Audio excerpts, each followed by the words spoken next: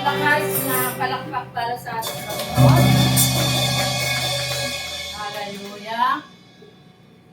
Praise the Lord! Amen. Amen. Iti-day nga malong nakapsat. Gawa naman pa iti anos yung tumakdad. Basahan tayo iti. Tasaw iti ako. Lucas chapter 9 verse 23. Then he said to them all, anyone would come after me, he must deny himself and take up his cross daily and follow. Tagalog. At sinabi niya sa kanilang lahat, ang sino mang nagnanais sumunod sa akin ay kinakailangang itakwil ang kanyang sarili. Pasanin araw-araw ang kanyang cross at sumunod sa akin. Ilocano. No siya sino man a tao ti mayat a sumurot kanya, paglikodan na ti bagina, kat alaan na ti krus na ngayon daw, kat surutin mo. Dayaw, iti ako. Makatugaw tayo. Titayin matay iti tayo iti malang kakabsat. A kind of life as Jesus followers. A kind of life as Jesus followers. Siya sino dagiti followers ni Kristo? Kuna naman ti amen! Amen. Hallelujah! Accepting Jesus Christ as Lord and Savior demands not only believing the truth of the gospel. Kas may sa nga namati hanlang kakabsat nga pansyan tayo yung magandang balita. Na magandang balita. Nga tayo kat naisalakan tayo babangan iti panamati tayo pinaputay sa Kristo. Gan panangawag tayo ng kuha makas personal nga magsalakan sa manugbot tayo. But also committing ourselves to sacrificially follow Him. The choice between denying ourselves or living for our own selfish desires must be made daily. And this choice will determine our eternal destiny. Ang passage na ito, mga kapatid, ay nagtuturo ng pagsunod sa ating Panginoong Hesukristo na nangangailangan ng pagsuko ng ating mga sarili. Araw-araw na pagpasa ng krus at walang kondisyong pagsunod sa Kanya. Ito ay tawag sa pagtalikod sa sariling makasariling hangarin at pagpili sa kalooban ng Diyos. Purihin ang ating Panginoon.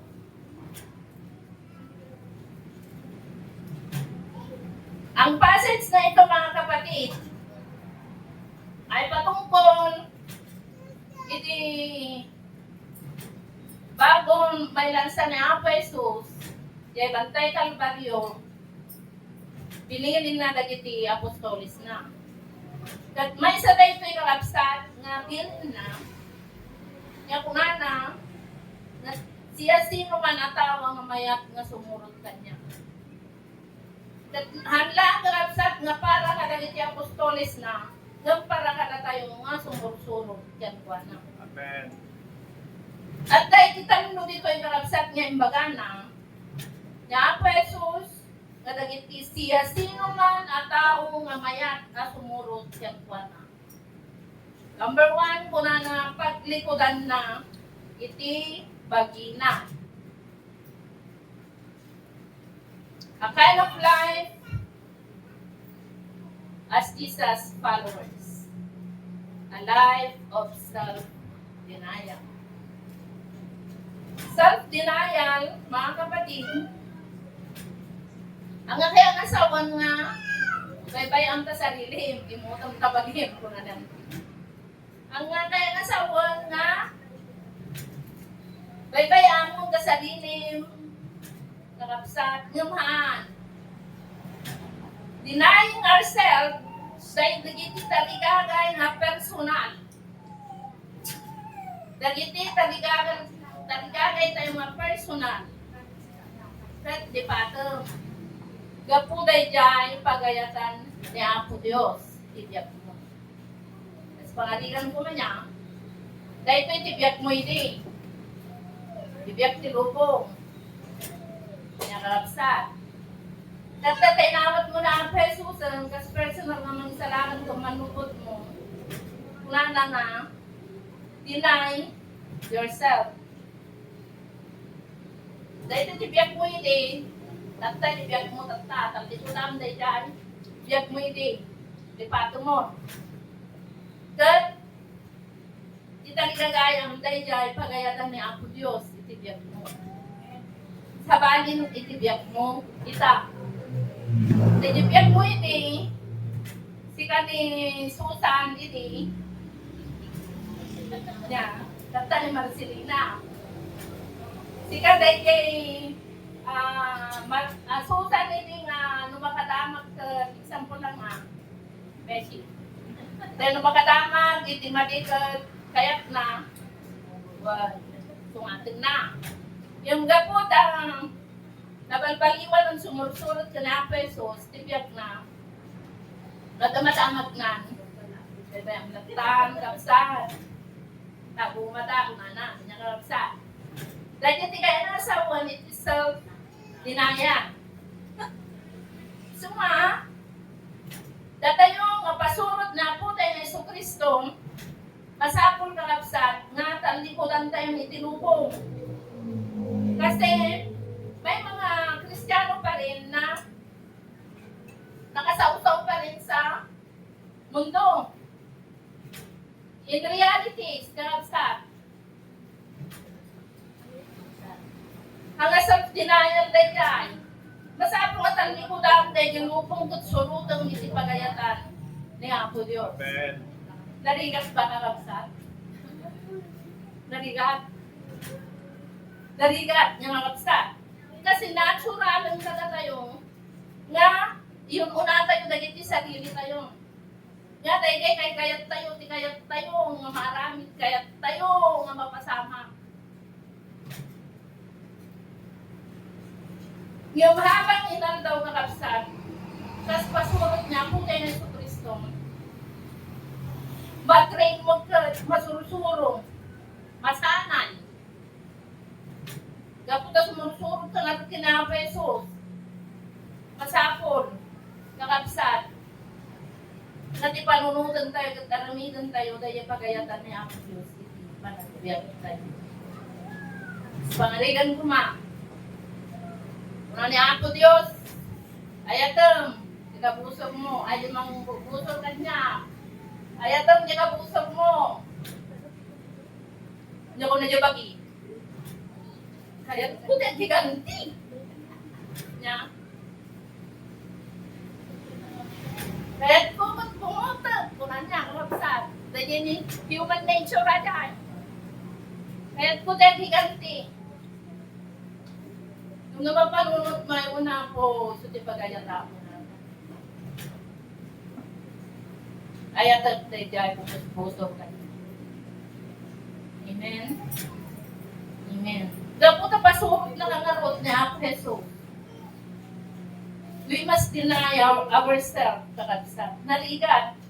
Yung gapo, talaytoy, iti. Tiyak, nga kaya't nga maparunuay ni Apo Diyos kadagiti pasurot na purihin ng ating Panginoon. Itag mo, katayas mo, na niya po. Tinapo nagagawa paggastusan. Niya. Niya ang naro, isuti kaya mo ako. Sumurot ako. Amen? Amen. Hallelujah. Aldaw, di ba nagdaydayaw? Doon pa, itang mayroon yung tagubra. Kaya mo tagubra at malmalang. Yung gapo, aldaw nga para ti ako. Mapagka. Amen? Hallelujah. Wala po matitino nga.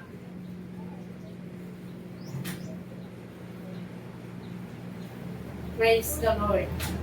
That is the life of self-denial, mga kapatid. Itakwil natin ang ating mga sarili. Hallelujah. Number 2, a life of sacrificial. Sakripisyo. Biyak. Nga dahil ti pa nagsakripisyo. Aldaw ti Domingo. Nakapod-pudot. Nakapudot bisya biyalis tayo ti oras. Yung gapo kapasunod na kanya pesos. Mainit man. Pinagpapawisan ka man. Pinupuri mo pa rin ang ating Panginoon. Amen. Amen. Hallelujah. Kahit pinagpapawisan, okay lang. Makapiling lang natin ang ating Panginoon. Hallelujah. Palakpakan natin ang ating Panginoon. Hallelujah. That is sacrifice. Karapsan. Dito ti kayat niya po Diyos. Nagbalin nga may kawas iti pa nagbiyak tayo. Hallelujah. Sacrificial. Itinaldawal daw nga pa nagbiyak tayo. Karapsan. Masapot. Take up thy cross daily. Tinaldaw pa nagbiyak. Pasalin ang cross araw-araw. Ang kaya nasa undi cross nga kayo karapsan. Yung daily cross nga kunana dito ay suday dyan, dagiti awit tayo, dagiti sagsagabantay, karapsan, nanalagsan, nabambannog, kang puy-puyat, dagiti cross tayo, tamang nakabay mo, baka isuti cross mo, karapsan. Hallelujah. Masapong ang sakripisyo tayo, karapsan. Alang-alang sa pagsunod natin sa ating Panginoon. Ang araw-araw ay nagpapakita na ito ay patuloy na desisyon, hindi lang ngayon. O nagsakripisyo ka ngayon, bukas hindi na. Hindi ganon, mga kapatid. Ngunit patuloy na desisyon, hindi minsanang pangyayari. Dahil ang cross ay sumisimbolo sa sakripisyo, pagdurusa o kamatayan sa kasalanan para kay Kristo purihin ang ating Panginoon. Kaya ito ay ginagawa natin araw-araw, mga kapatid. Kaya nangangahulugan na tuloy-tuloy ang ating pagsasakripisyo, ang ating self-denial, hindi lang minsan, mga kapatid. Mga kapatid, sa hapon na ito yung buhay na gusto ng ating Panginoon sa ating mga buhay. Palubusan tayo manay Apo Diyos, iso, iti agari, iti biyak mo, biyak nakan biyak mo. Palubusan tayo manay Apo Diyos, iso, iti masurot, iti panagbiyak tayo. Sa hapon na ito, mga kapatid, ang buhay na gusto ng Diyos sa atin bilang kanyang tagasunod. Kinakailangang itakwil ang kanyang sarili. Kinakailangang pasanin araw-araw ang kanyang cross. Whatever the cost. Kinakailangang sumunod sa ating Panginoong Jesus. Sa mga desisyon natin sa buhay, mga kapatid, mga ibati ang dimensya sa gusto. Sino ang nasusunod sa ating Panginoon? As followers of Christ,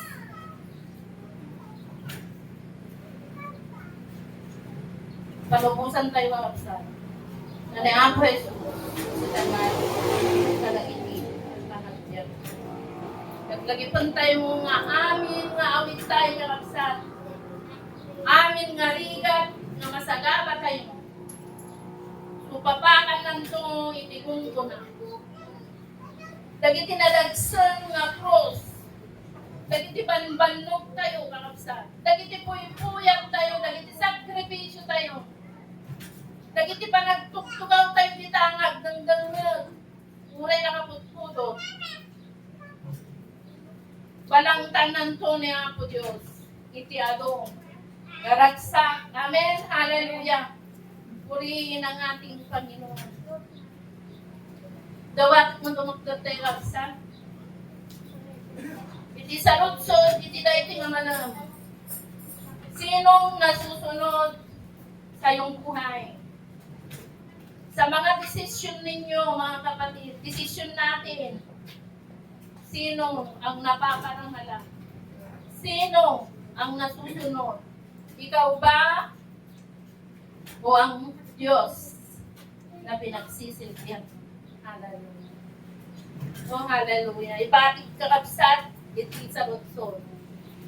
Kayo lang ang makakasagot nito kung sino ang nasusunod sa inyong buhay habang ikaw ay sumusunod sa ating Panginoong Hesukristo. Hallelujah. Ang sagot ay nasa iyo, kapatid, sa hapon na ito.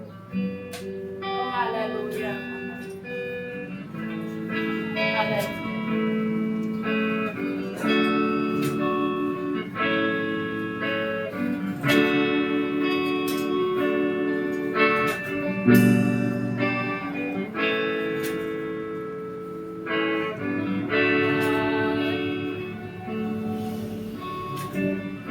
Shall we sing that song, maghari ka? Dito ko matikararan tayo makabsal. Hallelujah.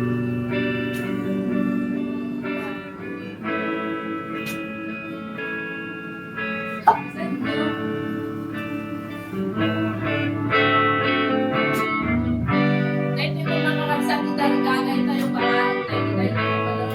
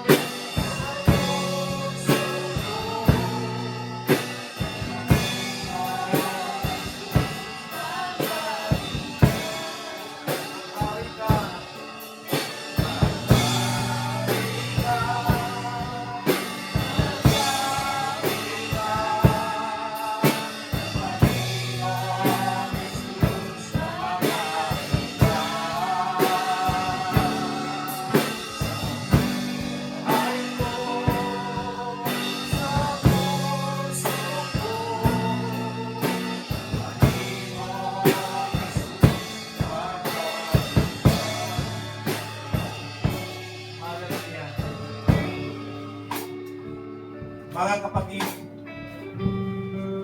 once na tinanggap natin ang Panginoong Hesus bilang Panginoon at tagapagligtas ng ating buhay, you are a followers of Christ. And as a followers of Christ, kinakailangang makitaan tayo ng pagsunod. Kinakailangang makitaan tayo ng commitment para sa Kanya. At as followers of Christ, kinakailangan hayaan natin ng Panginoong Hesus ang siyang patuloy na maghari sa ating mga buhay, sa ating mga desisyon. Hayaan natin na matutunan natin sumangguni lagi sa ating Panginoon. Hayaan natin na sa bawat gagawin natin ay isang kunin muna natin sa Panginoon. Katulad ng ginagawa ng isang kliyente na bago siya magsalita, ang isang akusado, kinakailangang sangguniin muna niya ang kanyang abogado kung ano yung mga bagay na dapat niyang gawin. Ganon din po tayo mga kapatid. Kinakailangan sangguniin natin lagi ang ating Panginoon sa bawat decision, sa bawat hakbang na ating gagawin. Napakaliwanag sa sinabi ng kanyang masalita na kapag sasangguniin natin ang ating Panginoon sa lahat ng ating mga balak, sa lahat ng ating mga plano, tiyak ikaw ay kanyang itutumpak. Kaya sa hapong ito as a followers of Christ, hayaan natin ang Panginoong Hesus, ang kanyang banal na Espiritu, ang siyang patuloy na maghari, manguna sa ating mga puso, manguna sa ating mga buhay. Allow the Holy Spirit sa ating mga buhay na i-drive ang ating buhay. Allow the Holy Spirit para pangunahan ang ating buhay sa bawat hakbang na ating gagawin. Panginoon, sa hapong ito, maraming salamat sa iyong masalita na amin pong napakinggan. Salamat din dahil isa kami sa mga followers mo. At hayaan mo, Panginoon, as your followers, tulungan mo kami, banal na Espiritu, na maging masunurin sa aming Panginoong Diyos. Hindi lamang tuwing may occasion, hindi lamang every Sunday worship celebration, but in every day in our lives, matutunan naming sumunod sa aming Panginoong Diyos. Banal na Espiritu, patuloy ka naming inanyayahan mula sa hapong ito. Continue to control sa aming buhay. Take control of our lives. Turuan mo kami na sa bawat hakbang, na sa bawat decision na aming gagawin, matutunan namin na ikaw ay lagi naming sangguniin, Panginoon. Salamat sa iyong masalita na siyang nagbibigay sa amin ng paalala mula sa oras na ito. Naway patuloy kang maparangalan, patuloy kang maitaas sa aming mga buhay, Panginoon, mula sa oras na ito. Salamat din sa iyong lingkod na siya mong ginamit na maghayag na iyong masalita sa aming kalagitnaan. Panginoon, mula sa oras na ito, itinataas namin sa inyo ang aming mga puso, ang aming mga buhay, ang aming mga isipan. Kayo po ang siyang patuloy na maghari mula sa oras na ito. Salamat ng marami sa iyong lahat ng papuri. Pasasalamat sa tanging pangalan ng aming Panginoong Hesus, ang lahat ay magsabi ng Amen. Palakpakan po natin ang Panginoon.